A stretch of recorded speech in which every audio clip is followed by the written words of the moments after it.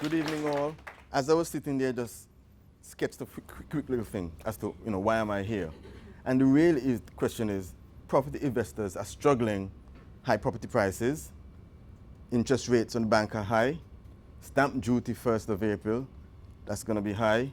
Cost of construction after COVID, materials just went through the roof, and as a result, of course, my fees had to go up as well. Life was difficult. So design fees are going up.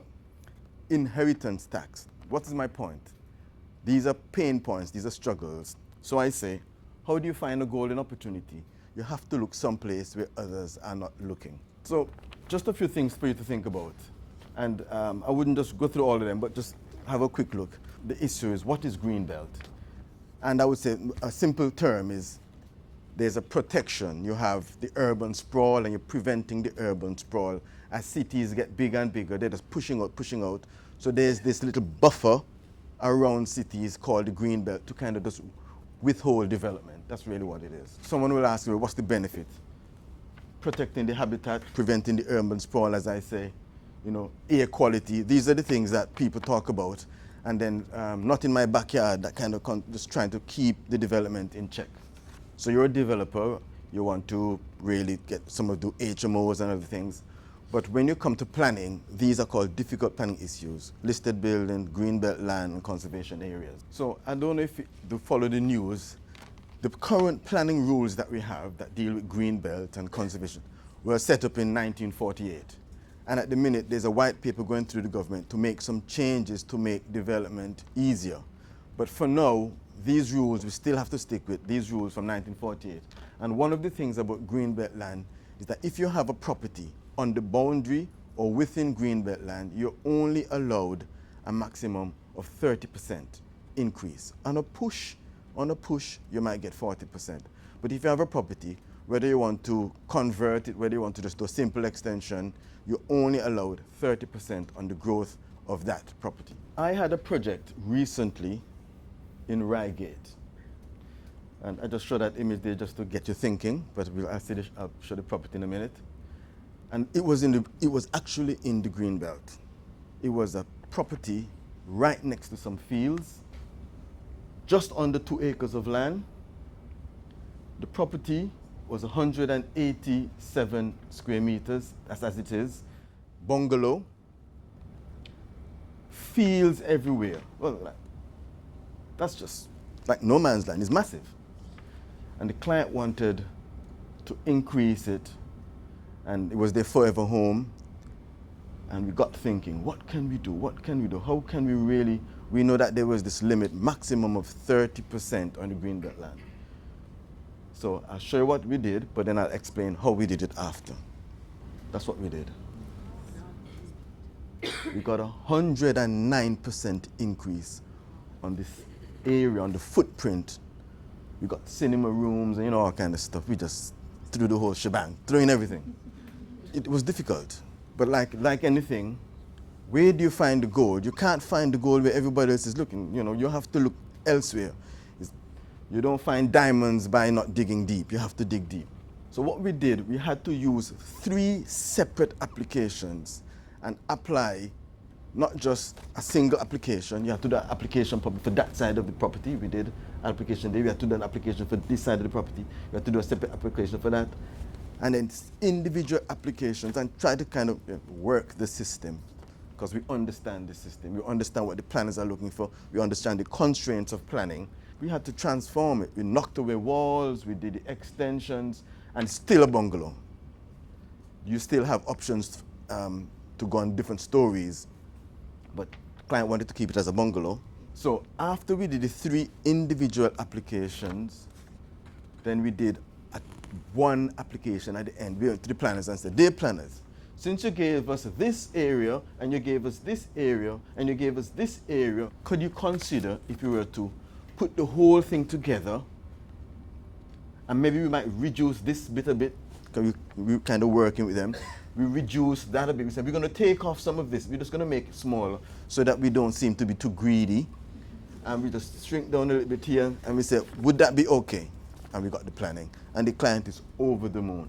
As I described, the planning considerations, we have to understand what the planning rules say and how do we go about meeting our clients' needs. I want to show you something else. So that is my current project. It's a church in the English countryside. It's a competition. Of course, I hope to win, but who knows? There might be a better one than that, but I don't think so. So that's my competition, is to seat 2,000 people in a church in the English countryside, in the Greenbelt, of course. And I thought, what can I do that's different? And I thought, if I make the whole thing green, a green roof, a living roof, so the grass grows all over it, and you can walk up and walk back down, and then the inside of the church.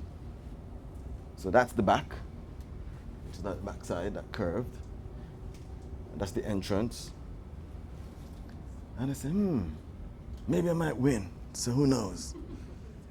But I tried to think outside the box, and if you have any projects that you want, whether it's in the Greenbelt, whether it's a listed building in the conservation area or not, I'll be happy to help.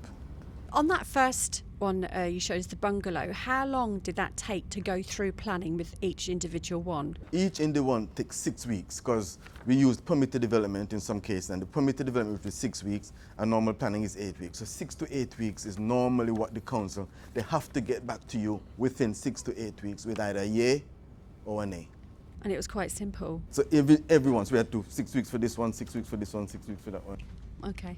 A little bit of jiggery-pokery here, and then we had to come back at the end and then do a whole thing together. That one took 8 weeks. So, but as I said, time-consuming. It is time-consuming, just like digging for diamonds. Yeah. You got to dig deep. Well, you certainly found one. Yeah. That was lovely. Hi, I just wonder if you could talk more about the church project that you showed. So you said that you are basically, is it a contest? It's a competition, yes. They asked me to provide a design to seat 2,000 people within the main hall. They wanted children's area creche, coffee shop, and the store offices admin, a restaurant. It's a modern church. It's a modern church, and modern church would have creche and adults and teenage facilities as well. So we've got different areas for like kids' church and children's church, that kind of concept. So is that through a private, say, company or through the government, or? No, it's not to do with the government, just somebody's church, yeah. Okay, right, thank you. So when people are looking for opportunities, what is the sort of thing that they should look for that you could help them with? So is it an existing site where they can enhance it, or is it a green field that can be turned into an estate of houses, or what's the sort of opportunity? So there are always these people that could assist you in the sourcing of the property. But once you've got the property or close to purchasing the property, you could have a conversation with me and say, okay, I want to put a here.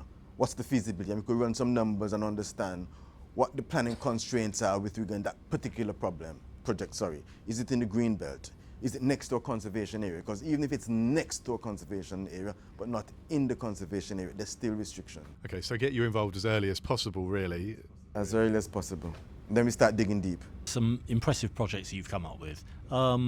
What about if somebody wants something really boring, like just an extension on their home or a loft conversion? We do that as well. So we do simple extensions, loft conversions, normal day-to-day stuff.